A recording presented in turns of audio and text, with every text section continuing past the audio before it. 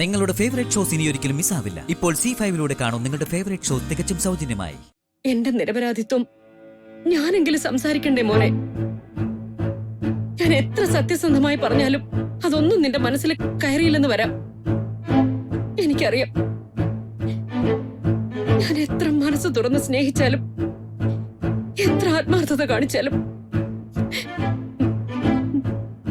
നിന്റെ നിന്റെ പെറ്റമ്മയല്ലല്ലോ ഞാൻ.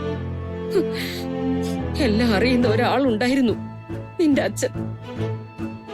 ഞാൻ ആരായിരുന്നു എന്നും എങ്ങനെയായിരുന്നു എന്നും ഈ വീട്ടിൽ ഞാൻ എന്തൊക്കെ അനുഭവിച്ചിരുന്നു എന്നും ഒക്കെ എല്ലാം അദ്ദേഹത്തിന് വ്യക്തമായിട്ട് അറിയാമായിരുന്നു. അതുകൊണ്ടാണല്ലോ അവസാന ശ്വാസം വരെ അദ്ദേഹം എന്നെ ചേർത്ത് പിടിച്ച് കൂടെ നിർത്തിയത്. ഇന്ന് എന്റെ നേരെ ആരോപിക്കപ്പെടുന്ന കാര്യങ്ങളൊന്നും ശരിയല്ലെന്ന് പറയാവുന്ന ഒരേ ഒരാൾ നിന്റെ അച്ഛനായിരുന്നു മോനെ. അദ്ദേഹം അങ്ങ് പോയില്ലേ? ഇന്നിപ്പോ സത്യങ്ങൾ പറയാൻ ആരും ഇല്ലാതായി പോയി. എന്റെ ഭാഗ്യക്കേട്.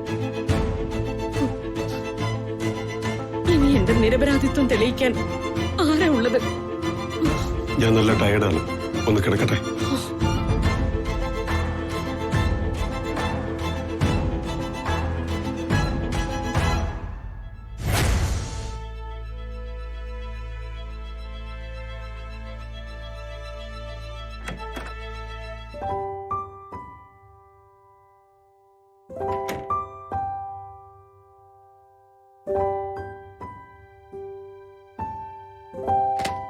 ഗിരിന്ന് അമ്മയുടെ അടുത്ത് പോയിരുന്നോ? ഡിന്നർ കഴിഞ്ഞിട്ടാ വന്നെന്ന് പറഞ്ഞപ്പോ ഞാൻ ഊഹിച്ചു. അമ്മ എന്ത് പറയുന്നു? കല്യാണത്തിന് വന്നതിന്റെ പേരില് വലിയ സന്തോഷത്തിലായിരിക്കും അല്ലേ?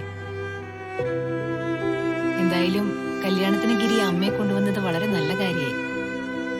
എല്ലാവർക്കും അതൊരു വലിയ സർപ്രൈസ് ആയി. അല്ല, സർപ്രൈസ് അല്ല, ഷോക്കായി എന്ന് തന്നെ പറയാം. കല്യാണത്തിന് ഗിരി വരില്ല എന്ന് പറഞ്ഞപ്പോ ഞാൻ ഒരുപാട് ടെൻഷൻ അടിച്ചായിരുന്നു. ഒടുവിൽ ആകാശം സ്നേഹയും ഗിരിയെ കൊണ്ടുവന്നിരിക്കുമെന്ന് വാക്ക് പറഞ്ഞപ്പോ പോലും ഗിരി വരുന്ന പ്രതീക്ഷ എനിക്കില്ലായിരുന്നു. ഒടുവിൽ അവസാന നിമിഷം ഗിരി അമ്മയായിട്ട് അമ്പലത്തിലേക്ക് വന്നപ്പോഴേ ആ കാഴ്ച കണ്ട് ഞാൻ അനുഭവിച്ച സന്തോഷവും ആശ്വാസവും അത് എത്ര വലുതാണെന്ന് എനിക്ക് പറഞ്ഞറിയിക്കാനേ അറിയില്ല. Thank you Giri, thank you so much. ഇത്രയൊക്കെ നല്ല കാര്യങ്ങൾ നടന്നിട്ടും ഗിരിയുടെ മുഖത്തിന്റെ ഒരു സന്തോഷമില്ലാത്ത? സുമി, ഈ കല്യാണം എന്ന് പറയുന്നതേ എന്റെ ജീവിതത്തിൽ വേണ്ട ഒരു വിലങ്ങാണ് സുമി. എന്റെ അച്ഛനെ ഇല്ലാതാക്കിയവർ ആരൊക്കെയാണെന്ന് വ്യക്തമായി തിരിച്ചറിഞ്ഞിട്ടും അത് തെളിയിക്കാനോ കുറ്റക്കാരെ നിയമത്തിന് മുന്നിലാക്കാനോ പറ്റാത്ത വിധത്തിൽ നമ്മൾ ലോക്കായി കഴിഞ്ഞു. നമ്മളെ കയറില്ലാതെ കെട്ടിയിട്ടത് ഈ കല്യാണമാണ്. എല്ലാ സത്യങ്ങളും തിരിച്ചറിഞ്ഞിട്ടും ഒന്നും പ്രതികരിക്കാനാവാതെ പരസ്പരം മുഖം മൂടിയോടെ ജീവിക്കാൻ ഈ വീട്ടിലെല്ലാവരും വിധിക്കപ്പെട്ടു കഴിഞ്ഞു. ഇനി അതുമായിട്ട് പൊരുത്തപ്പെടുക എന്നുള്ളൊരു വഴി മാത്രമേ നമ്മുടെ മുന്നിലുള്ളൂ. എനിക്ക് പക്ഷെ അതിനും പറ്റും തോന്നുന്നില്ല സുമി.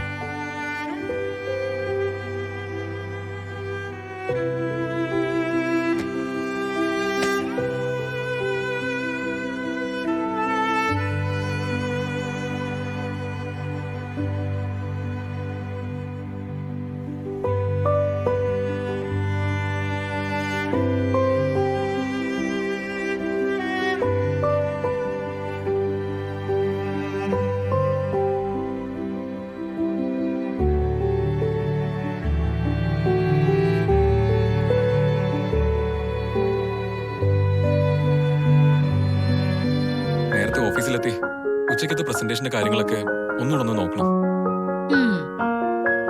ആദ്യം നോക്കേണ്ടത് സ്വന്തം ശരീരം. ആരോഗ്യമുണ്ടെങ്കിലേ ജോലി ചെയ്യാൻ പറ്റും. നിനക്കിതെന്തു പറ്റി? പതിവില്ലാത്തൊരു ഭർത്തൃസ്നേഹം. എനിക്ക് എന്റെ ഭർത്താവിനെ സ്നേഹിക്കാൻ വേണ്ടി വേറെ വല്ലവരുടെ അനുവാദം വേണോ? അപ്പൊ ശ്രീ പെട്ടെന്ന് റെഡിയാവ്. ബ്രേക്ക്ഫാസ്റ്റ് എടുത്തു വെക്കാം. ഇന്നേ സ്പെഷ്യലാ. സ്പെഷ്യലോ? അതെന്താ? ഇന്നൊരു പ്രത്യേകതയുണ്ടെന്ന് കൂട്ടിക്കും. പറയണേ, എന്താ പ്രത്യേകത? പറ. ഇന്ന് ചപ്പാത്തിയുടെ കൂടെയുള്ള എഗ് റോസ്റ്റ് എന്റെ പ്രിപ്പറേഷനാ.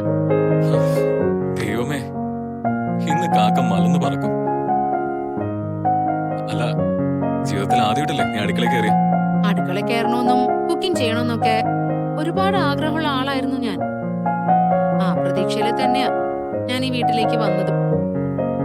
പക്ഷേ ഇവിടെ വന്നപ്പോഴല്ലേ ഇവിടുത്തെ കാര്യങ്ങളുടെ കിടപ്പ് എനിക്ക് പിടികിട്ടിയത്. നിങ്ങളുടെ അമ്മയും പെങ്ങളും എന്നെ ഒരു ദിവസം പോലും അടുക്കള കയറാൻ സമ്മതിച്ചിട്ടില്ല. അതൊരു നല്ല കാര്യമല്ലേ? ഇങ്ങനൊരു അമ്മായിയമ്മയെ നാത്തൂന് കിട്ടാനേ നീ പുണ്യം ചെയ്യണം. അമ്മായിയമ്മയുടെ കാര്യത്തില് ശ്രീ പറഞ്ഞത് ശരിയാ. എന്നെ കഷ്ടപ്പെടുത്തണ്ടെന്ന് കരുതി തന്നെയാ അമ്മ എന്നെ അടുക്കളയിൽ കയറ്റാതിരുന്നത്. പക്ഷേ നന്ദുവിന്റെ കാര്യം അങ്ങനെയല്ല. ഞാൻ അടുക്കളയിൽ കയറി ജോലി ചെയ്ത ഈ വീടിന്റെ ഭരണം എന്റെ കയ്യിലായി പോകുമെന്ന് ഒരു പേടി അവക്കുണ്ടായിരുന്നു. അതുകൊണ്ടെന്താ? ചായ കുടിച്ച ഒരു കപ്പ് പോലും അവളെ നിന്നെ കൊണ്ട് കഴിച്ചില്ലല്ലോ. അത് നല്ലതല്ലേ? ശ്രീ ഇതെന്തറിഞ്ഞിട്ടാ ഈ പറയുന്നത്? ശ്രീ വിചാരിക്കുന്നത് പോലെ അത്ര ചില്ലറക്കാരിയൊന്നും അല്ലായിരുന്നു നന്ദിത. ഈ വീട്ടിലെ ഏറ്റവും വലിയ കുരുട്ടു ബുദ്ധിക്കാരിയെ അവളായിരുന്നു. നിതീഷ് ഏട്ടന്റെ കൂടെ ഒരു ജീവിതം ഉണ്ടാക്കിയെടുക്കാൻ അവള് നിസ്സാരപ്പെട്ട കാര്യങ്ങളൊന്നും അല്ല ചെയ്തത്. അതാ നീ അങ്ങനെ പറഞ്ഞു? അല്ല, നിതീഷ് ഏട്ടനെ പോലെ ഒരു സൂത്രശാലിയെ ചിലന്തി വല നെയ്ത് കൊടുക്കുന്നത് പോലെയല്ലേ അവള് കുടുക്കിയത്. നിതീഷ് ഏട്ടന് ഇതുപോലത്തെ ഒരുപാട് ചുറ്റിക്കളികൾ ഉണ്ടായിരുന്നു. പക്ഷെ അതിലൊന്നും വീഴാത്ത ആള് ഈ കേസില് എങ്ങനെയോ മൂക്കും കുത്തി വീണു. ഈ ഗർഭം പോലും നിതീഷ് ഏട്ടനെ പൂട്ടാൻ വേണ്ടി അവള് താല്പര്യമെടുത്ത് ഉണ്ടാക്കിയതാണോ എന്നാ ഇപ്പൊ എന്റെ സംശയം. നീ വെറുതെ അപവാദം പറയില്ല സനു. അവൾ ആളൊരു പാവാ. പിന്നെ പാവം പച്ചവെള്ളം ചവച്ചു കുടിക്കുന്ന ആള്. ഈ കല്യാണം നടക്കാൻ വേണ്ടി എന്നെ വരെ ബ്ലാക്ക്മെയിൽ ചെയ്തവൾ അവള്. നിന്നെ ബ്ലാക്ക്മെയിൽ ചെയ്തെന്നോ? ആ, എന്തു പറഞ്ഞിട്ട്?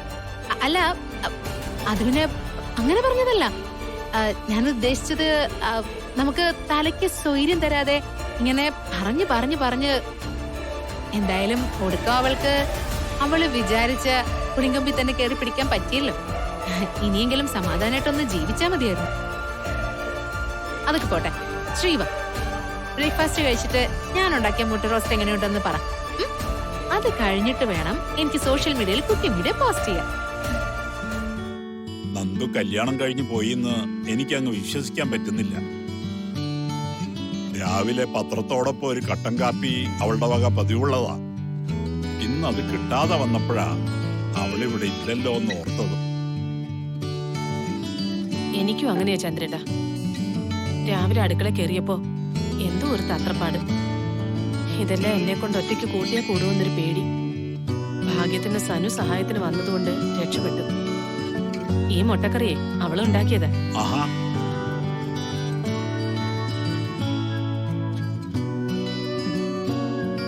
ശ്രീരിക്ക് ഞാൻ വിളമ്പിത്തരാം. മോളുണ്ടാക്കിയ മുട്ടക്കറി നന്നായിട്ടുണ്ട്, നല്ല രുചിയുണ്ട്. ഡൗൺലോഡ് ചെയ്യൂ C5 ആപ്പ്. കാണൂ എല്ലാ എപ്പിസോഡുകളും സൗജന്യമായി.